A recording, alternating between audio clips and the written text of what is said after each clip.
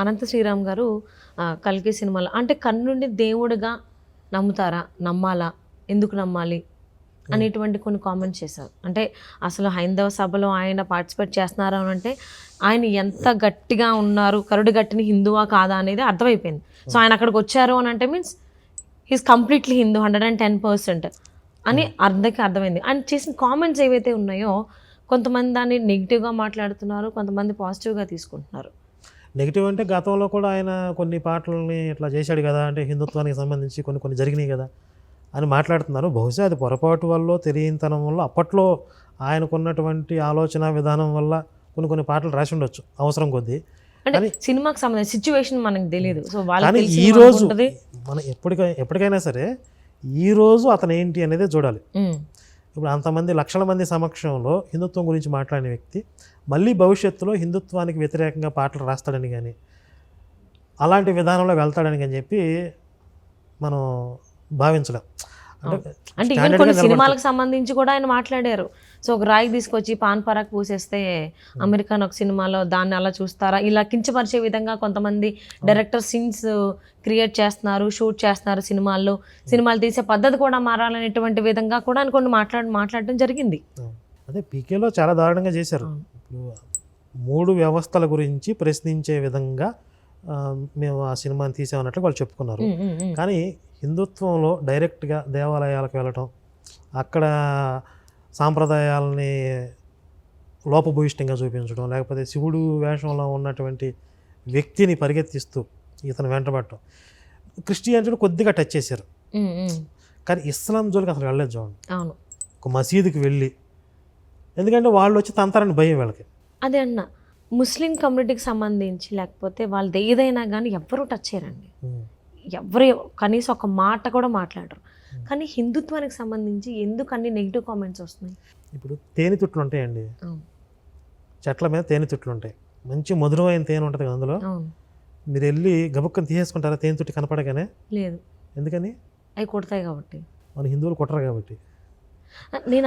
నేను విన్నాను యాక్చువల్లీ, ముస్లిం కమ్యూనిటీలో వాడికి తెలిసినా తెలియకపోయినా పలానా వాడికి అంటే ఆ కమ్యూనిటీకి చెందిన వాడికి ఏదైనా దెబ్బ తగిలింది, పలానా వాడు కొట్టాడంటే మంద వస్తారు, అంటే గ్రూప్ ఆఫ్ పీపుల్ వచ్చేస్తారు. కానీ హిందువుకు తగిలిందంటే ఓ తగిలిందా, అయ్యో పాపం, అదే కదా. అంటే అక్కడ అంటే ఒక స్ట్రాంగ్ బాండ్ ఉంది, టీం వర్క్ లాగా ఉంది. సో ఏం జరిగినా కానీ వాడు మా కమ్యూనిటీకి సంబంధించిన కానీ మేము ముందు ఉండాలనేటువంటి ఆలోచన విధానం వాళ్ళలో ఉంది, కానీ మన హిందువుల్లో లేదు.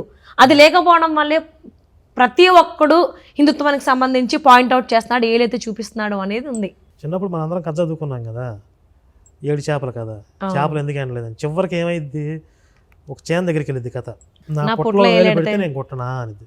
కానీ ఆ చీమకు ఉన్నటువంటి పౌరుషం కానీ క్షాత్రం కానీ ఈరోజు హిందువులకు లేకుండా పోయింది.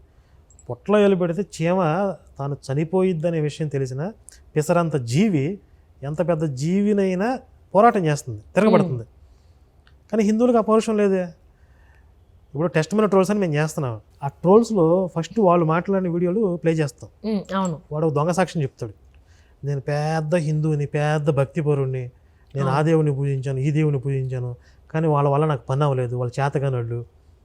ఇదొక ప్యాటర్న్. ఇంకొకటేమో అసలు వాళ్ళు దెయ్యాలు, దుష్టశక్తులు, ఈ విధంగా దూషించేవాళ్ళు ఒక వర్గం.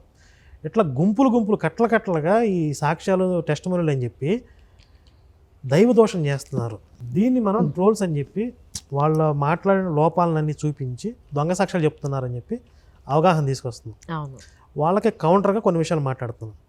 ఇప్పుడు వాళ్ళు ఫస్ట్ మాట్లాడిన దైవదోషం అంతా పక్కన పెట్టేసి మేము కౌంటర్గా మాట్లాడిన దాని మీద కేసులు పెడుతున్నారు. మమ్మల్ని అరెస్ట్ చేయడానికి పోలీసులు వచ్చారు మా ఆఫీస్కి, చూసాను. ఇప్పుడు దీని మీద మేము ప్రశ్నించాలని చెప్పి ఒక ర్యాలీకి పిలిపించాం. ఇంత దైవదోషణ జరుగుతుంటే దేవాదాయ శాఖ ఏం చేస్తుంది? రాజకీయ నాయకుల్లో హిందువులు లేరా? ఎమ్మెల్యే ఎంపీల్లో హిందువులు లేరా? రాష్ట్ర ముఖ్యమంత్రి ఎవరు? హిందువులు కాదా? తెలుగు రాష్ట్రాల ముఖ్యమంత్రులు హిందువులే కదా. అవును. మంత్రుల్లో ఎంతోమంది హిందువులు ఉన్నారు, ఎమ్మెల్యే ఎంపీలు ఎంతోమంది హిందువులు ఉన్నారు, అన్ని పార్టీల రాజకీయ నాయకుల్లో హిందువులు ఉన్నారు. వాళ్ళు ఎవరికి మనోభావాలు దెబ్బతినట్లేదా? దైవదోషం జరుగుతుంటే వాళ్ళకి పట్టదా? ఐఏఎస్ ఐపీఎస్ ఆఫీసర్స్లో ఎంతమంది హిందువులు ఉన్నారు? ఇప్పుడు ఒక సామాన్యులమైన మేము ఫైట్ చేస్తుంటే అయితే గీతే మాకు సపోర్ట్గా ఉండాల్సింది పోయి మా మీద మళ్ళీ కేసులు పెట్టి మమ్మల్ని అరెస్ట్ చేయడానికి ప్రయత్నం చేస్తుంటే కనీసం మద్దతు ఇచ్చేవాళ్ళు లేరా?